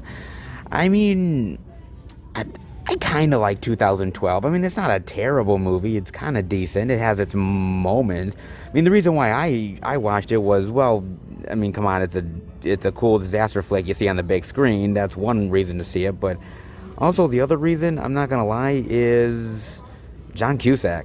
I mean, I am a John Cusack lover through and through. And let's be real, you know, I mean, my love for John Cusack pretty much knows literally no bounds. So just saying, man. I mean, I almost see almost anything he does, man. Good, bad, flat out ugly. Is this the best Roland Emmerich disaster movie? I mean, it's decent, don't get me wrong. I actually more prefer something like Independence Day. I mean, I know Independence Day is more of a more alien invasion flick, but it could technically be considered a disaster film in a lot of ways. Or, I mean, there is also The Day After Tomorrow, which, by the way, The Day After Tomorrow is pretty damn good. I gotta admit, I really do like that film, man. I know a lot of people don't really love it, but I happen to really enjoy the effects and all the cool, like, disaster shit that was in that movie, man. I mean, Roland Emmerich does do some good disaster sequences, and 2012 does have some good stuff. I don't know if it's the best in his disaster masterpiece, but, or his filmography, I should say, but honestly, it has some good moments, some nice destruction. The characters, well, some characters are interesting, other characters are extremely wacky, like Woody Harrelson, man. What the fuck was he doing in this movie, man? God damn it, man. Man, he was like off his rocker in this film. It's decent. It's a decent disaster flick. I'll give it credit where credit is due. It's not the best, but it's decent. And they said that the destruction and the end of the world was going to come in 2012. Well, actually, if you turn 2012 around a little bit, it turns into 2021. Oh shit. Oh no, don't tell me that. Oh Jesus. I want to survive 2021. Okay, so let's put that disaster shit aside, shall we? No, we're not. No, the Mayans were wrong in 2012. They're going to be wrong in 2021. Yes, let's just say that we can't have a worse year than 2020. Okay, I'm serious. Okay, no way, man. So if you want some cool disaster flick stuff, I guess 2012, well, at least some good 4K disaster love. Not bad. Then I'm also seeing they have the DVD digital of Wanderer for $10.99. The Conspiracy is Real. With Aaron Eckhart, Heather Graham, and Tommy Lee Jones. Ooh, God, I love some old school Tommy Lee, man. Damn. Tommy Lee Jones, Aaron Eckhart, and Heather Graham. Man, it's been quite a long time since I've seen Heather Graham in something like meaningful in like a while, man.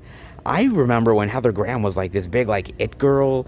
Like she had done Boogie Nights, and then like Boogie Nights landed her this gig, and then that one landed her another gig, and she was like this big like female star. And it only lasted for a short while, but you know, I mean, sometimes your 15 minutes of fame don't last, you know, as long as you want it to. But you know, it was good while it lasted. I mean, she's not completely out of Hollywood, obviously, but you know, it's nice to see her doing some stuff, even though she's not as big as she once was. Redneck, a paranormal private investigator with a troubled past. Redneck is hired to investigate it. Ooh, a conspiracy cover-up. The death of his daughter. Nice. Oh, that's got to be some intrigue and some thriller style goodness. Look at that. Awesome. Dude, this doesn't look half bad, man. I'm not gonna lie. I really like Aaron Eckhart. Aaron Eckhart is really great, whether it's a Thank You for Smoking, or look, he was really great in The Dark Knight. I loved him in that. Even a movie that I wasn't really a big fan of, something like Battle of Los Angeles, he's still really good in it. So I really do like Aaron Eckhart, man. He's a good actor. Tommy Lee Jones, dude, Tommy Lee Jones, God bless him, man. God bless Tommy Lee, man, because he is still acting to this day, man. I mean, other older actors have retired and, living the good life, and Tommy Lee is like, fuck that, man. I'll continue to work. Man, God bless his heart, man. I mean, he is a working man's actor through and through, man. I mean, he's gruff and he's a mean old bastard, but he's still a hard-working actor. Give him credit, man. Damn, dude. It does look good actually. Wanderer. Probably a very nice, little interesting action thriller. Right down my alley. And we've also got a little Dreamland Love, the Blu-ray digital for $12.99. Now, I got a chance to watch this on Amazon Prime. And I wanted to watch it because, well, let's be real, Margot Robbie, man. Because Margot Robbie is great. She's fucking awesome, dude. So I was like, you know what? If Margot Robbie is in it, look, I gotta give it a chance, right? Basically, it's about, well, it's set during the Depression era, the Great Depression era, right? And so basically she plays this bank robber that is sought out by the authorities. She supposedly killed somebody. She's very dangerous, and this young man finds her in this sort of like barn area that his family has, and he can do either one of two things. He can turn her into authorities and get the reward, or he could hide her.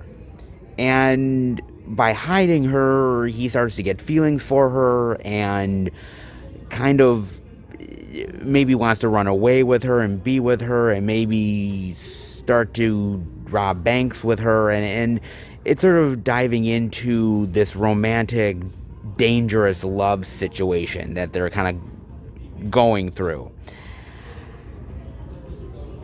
I kind of half liked the movie and half didn't. You know what I'm saying? I mean, it's not a terrible movie, truth be told. I like the Great Depression era setting. I like the clothing. I like the cinematography. I think the acting is very well done. I think Margot Robbie does a great job here with her acting here. She's not phoning it in with her performance. She's not doing anything like that. But the movie is also kind of boring at the same time. I mean, honestly, it really is, man. It's just kind of a boring movie overall. It's just kind of, the movie drags on for a while, and the romance at times works and at times doesn't. The movie could have had a very interesting slice of almost like a Bonnie and Clyde style movie, right? It could have went down that road of being this movie where this young innocent man goes with this, young, very gorgeous, dangerous woman, and they start to dive into this criminal world of bank robbery and everything. Like, they could have done that, but it didn't really do it all that much. Kind of did it towards the end, but it kind of too little too late. Again, it's supposed to be this sort of Depression era romantic drama, and it's kind of half successful, and for the most part it just kind of is a little bit of a bore, honestly. Again, not Margot Robbie's fault, because she gives a great performance. She's giving it her all. I mean, hell, she even gets naked for this movie. Okay? I mean, the woman gets naked here. So it's not like, she's not giving it her all, man. I mean, she's literally in a goddamn sex scene here, so she's giving it everything. But I'm sorry, Margot, this ain't Wolf of Wall Street, okay? I mean, this ain't exactly the best winner you've ever seen in your life. So Even though it's decent, I can't say that it's automatically the greatest sort of, like Bonnie and Clyde movie, because you can just watch Bonnie and Clyde and that'd be much better. So, does it have good acting in it and a good setting? Yeah, but you need a little bit more to keep it going. You know what I'm saying? And unfortunately, Dreamland just doesn't pull it off. Kind of gets, I don't know, maybe like a B plus for effort, something like that. Hey, but it does have Margot Robbie naked, so at least there's a plus side. So, they do have that. Then they also have Spacewalker. That's a cool cover, man. I like that one. He's like falling there with the cord in outer space. From the producers of Wanted and Apollo 18. Spacewalker. I believe this did come out this week. I didn't see it or anything. In the heat of the Cold War, the USSR and USA competed for supremacy in outer space. A race to be for the of a man, pair the unlikely duo of a seasoned war veteran. Oh, interesting. I like that. I like the whole idea of the space race and how you have to team up with your enemy.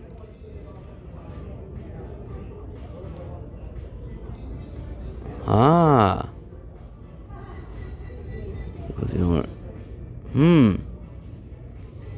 What no man has done before. Nice.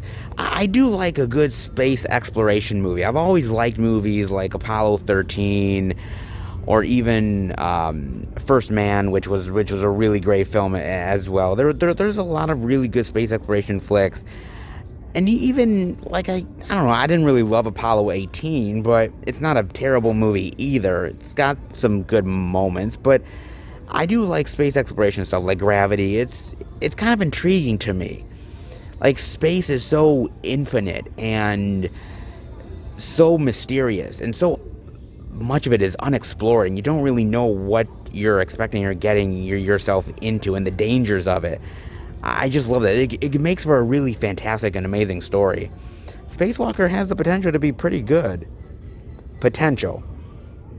You never know, but an interesting story. USA, USSR, that time in the world where, we were really wanting hope and invigoration and really wanting to change the world. And so it's an interesting setting for this movie. It looks good. Space exploration.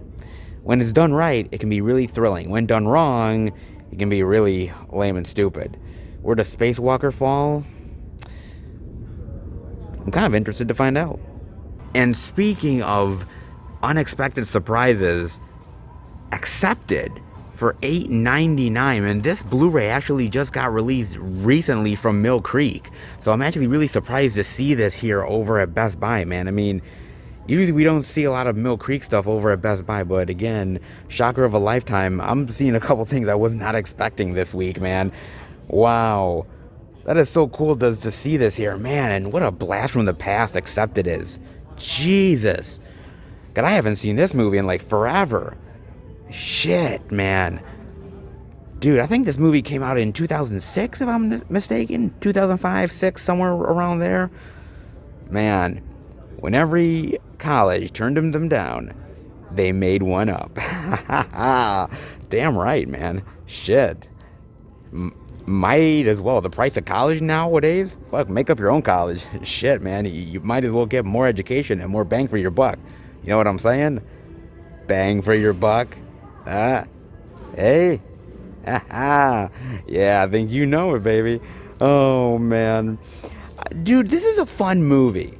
Truthfully, this is a really fun flick, man. Justin Long, I've always really liked Justin Long. He's always, to me, sort of come off as kind of like the goofy everyman type of person. And he does a really good job with this role. Lewis Black is great here, man. He's hilarious. But you know who I remember the most from this is Jonah Hill. Jonah motherfucking Hill, man. Oh my God, this movie's a blast from the past when you think about Jonah Hill. Like, Jonah Hill now is kind of a serious actor. He's doing some serious work, getting a lot of Oscar notice and everything. Dude, back in the day, Jonah Hill, that guy was like a really crazy goofball, man. I mean, seriously. I look at movies like Accepted or Grandma's Boy. If you ever remember Grandma's Boy, man, that's a wild movie, dude. I love that flick. Like he is fucking weird and doing some bizarre shit, man. Like in Grandma's Boy, he's literally like in one scene, he's just sucking this random woman's tits for like no reason. Like what the fuck is going on there? He's like, literally doing that. And in this movie, like I love him in the hot dog costume, and he's like, "Ask me about my wiener." Oh, dude, he just does the weirdest shit, man, for like a laugh. It was oh my god, it was so funny. Jesus, man.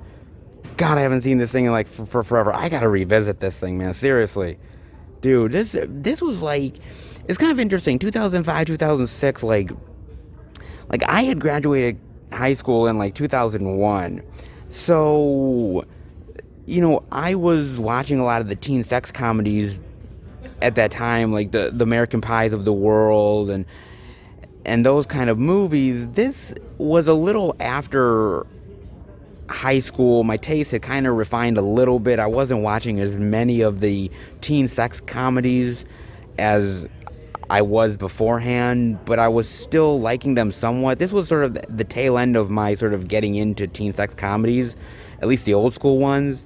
I've sort of gotten back into them now. Certain movies I've kind of loved that have been some really great teen sex comedies over the past couple of years. But this one is in the vein of like the American Pies of the world and everything. It's got a good story, a good heart to it, great characters. It's pretty hilarious. So for me, man, I think this one is a winner as far as teen sex comedies are concerned. I mean, truly, it is.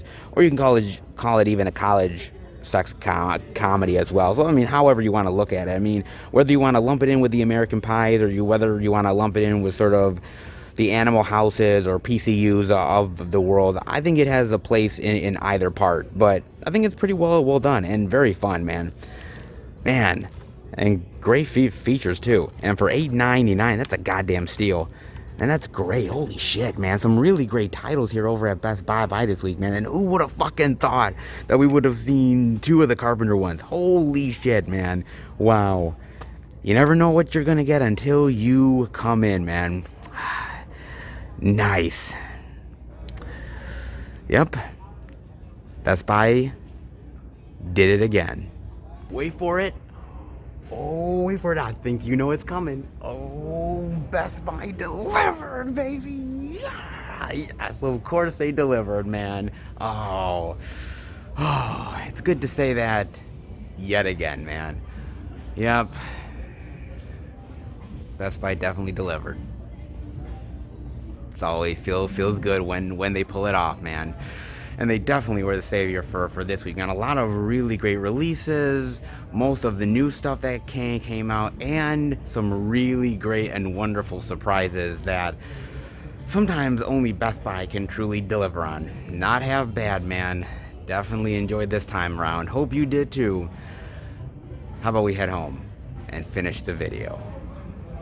Alright, everybody. That'll do it for the Blu-ray and DVD out and about video this week. And boy, just when you think it's going to be a slow week and you're not going to see much, man, do you get surprised. And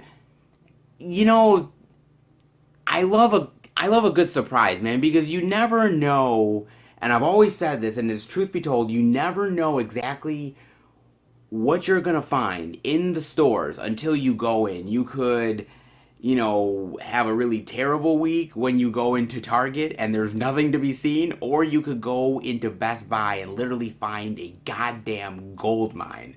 So you just really don't know, man, until you actually go out there and check out some of the stuff. You just don't know, man. And this week, it had its downs, but it had a hell of a lot of ups, man. So I love this week, man. Some really unique and very interesting selection of movies, man. I hope you guys picked up something good. If you did, definitely let me know. as far as I'm concerned, actually, I did pick up 2 titles at Best Buy, guys. I actually did. I picked up the Blu-ray of Accepted, and I had to do it, man. Boy, I remember really loving this, and it's part of sort of that last leg of sort of naughty, like, teen movies that you could still get away with. Because we're living in a very PC world now, guys. I mean, very much a PC world. And I don't know if a movie like Accepted could really be made nowadays. I mean, you'd like to think so, but the way we are, I just don't want to take a bet on that. So I like a lot of the old school stuff, and Accepted really reminds me of some of that. And man, early Jonah Hill, dude. Oh my god, man, fucking hilarious. So yeah, I had to get Accepted, and for $8.99, like that's a damn steal, dude. So I will take it, man. Then I also ended up getting I got Max Cloud, dude. I got it, man. I did, because I love this movie. Dude, this is such really great 80s video game nostalgia. I love the characters. I love the story. I love the comedy.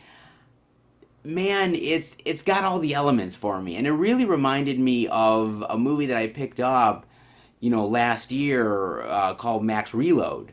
And that had some really great video game, old school 80s nostalgia vibe stuff. And I don't know, man. I can't say I love all the nostalgia stuff that comes out, but there's certain ones that just hit me like a hammer. And this did, dude. I loved Max Reload, man.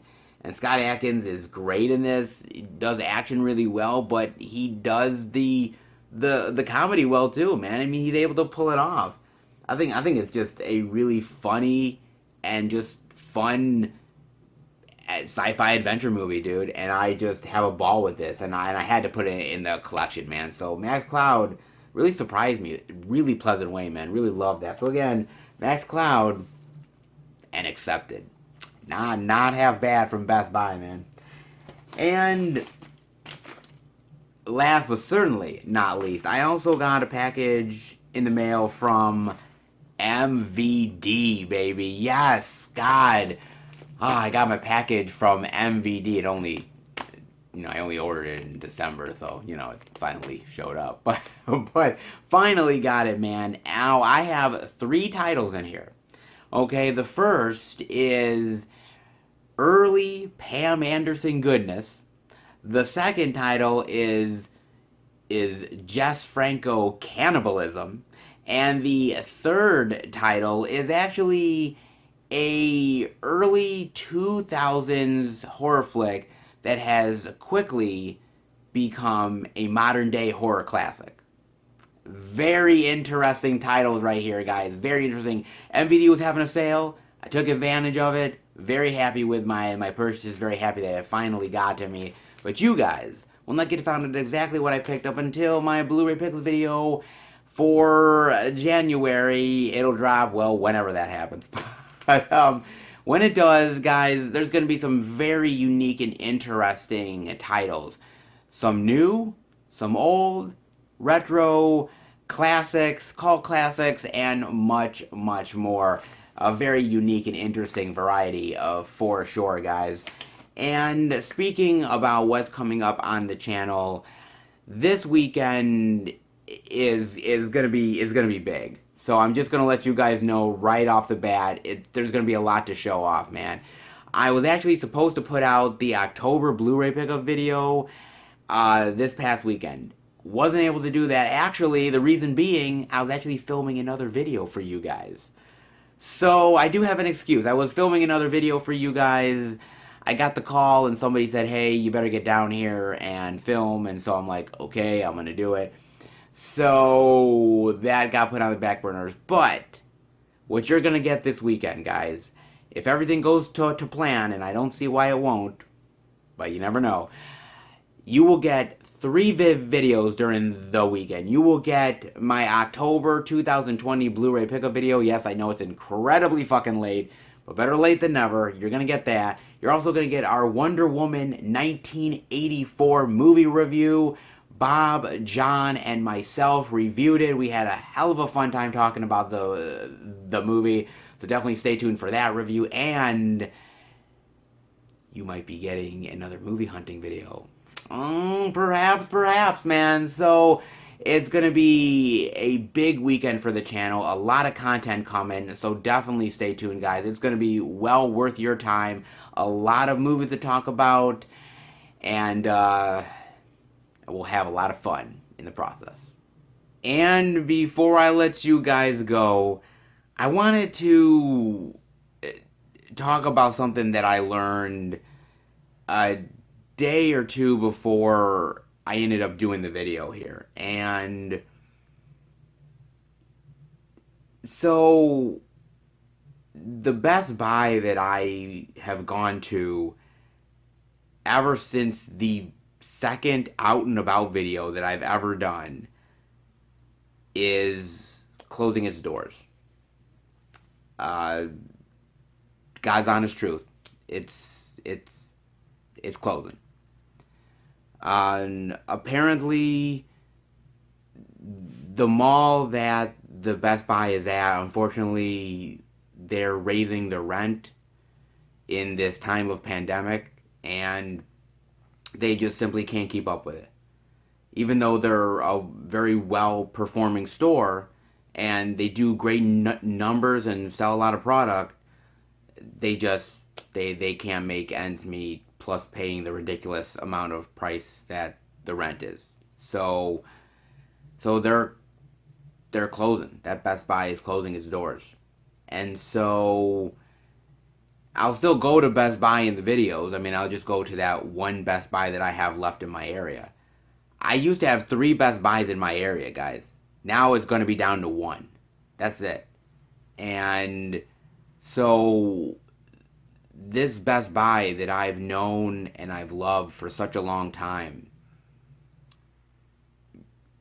I maybe will only be able to go there for another week or two, and then they're probably not going to get any more shipment of new stuff, and they're going to officially close their doors in March. And this just really saddens me. It saddens me not just to lose, a store, obviously, for physical media, but the fact that all these people are losing their jobs. And these are real human beings with bills that they have to pay, keeping a roof over their head, feeding their families, and now they have nowhere else to turn. And that, again, just really saddens me. It's about human lives at the end of the day.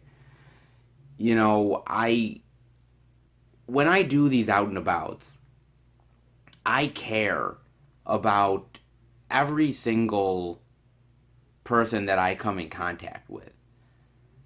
Yes, it's about me showing off the media and giving you guys that experience and me entertaining you, but you have to remember, I go to these same places week in and week out, and I see a lot of the same people and some of the same employees. And I start to get to know people.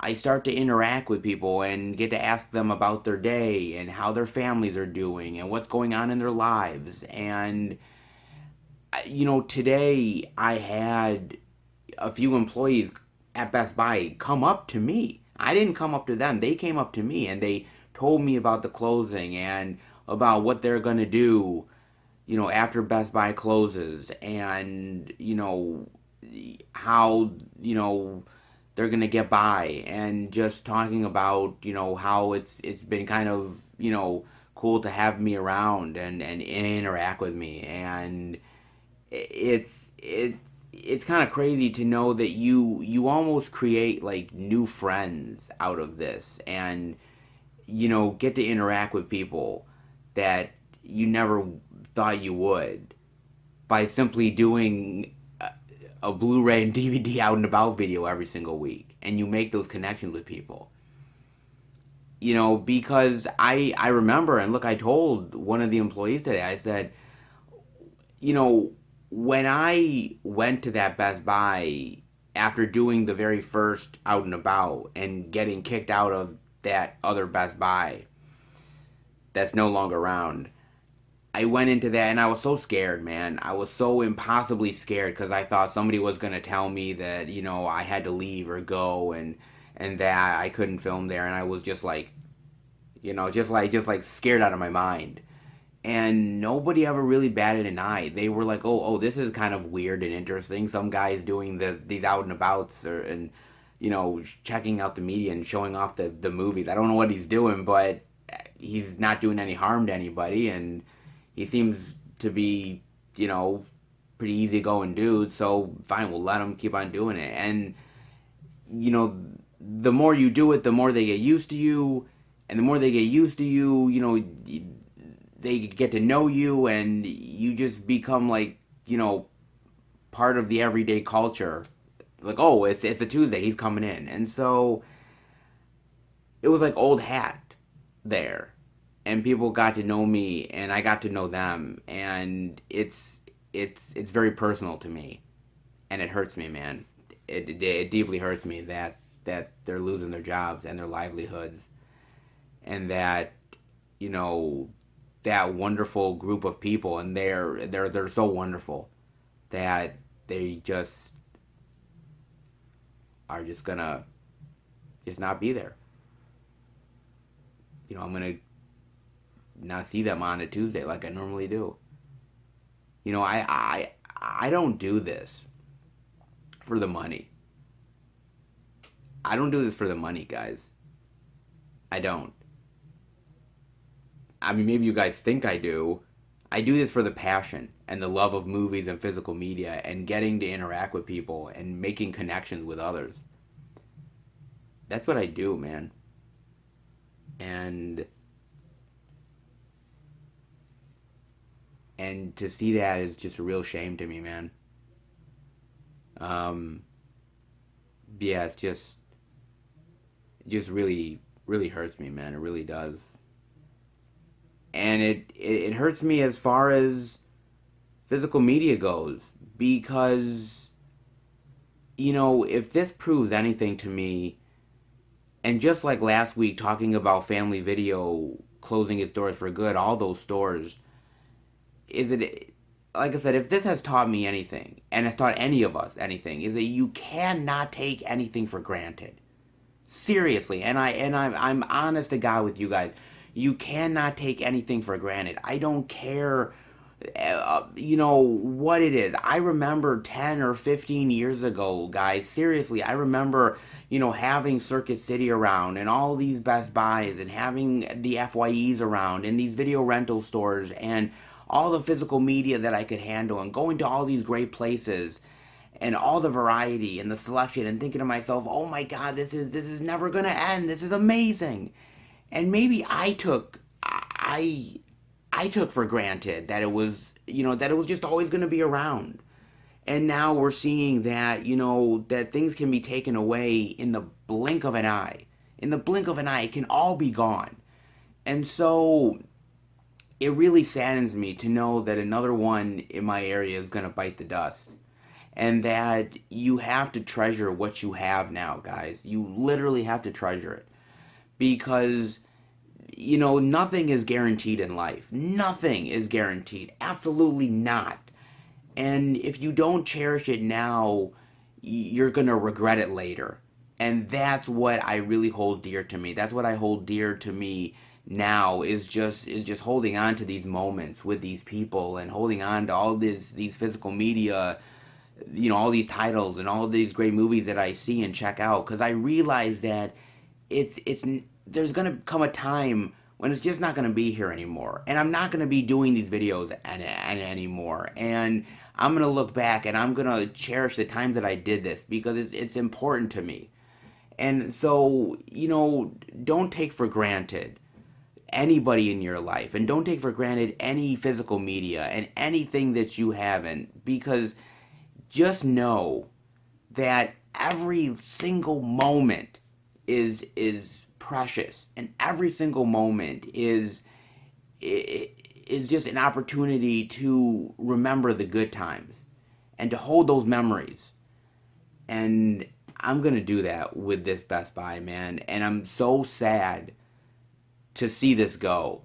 And I just know that, I'll always have these videos to remember these moments that I had at Best Buy.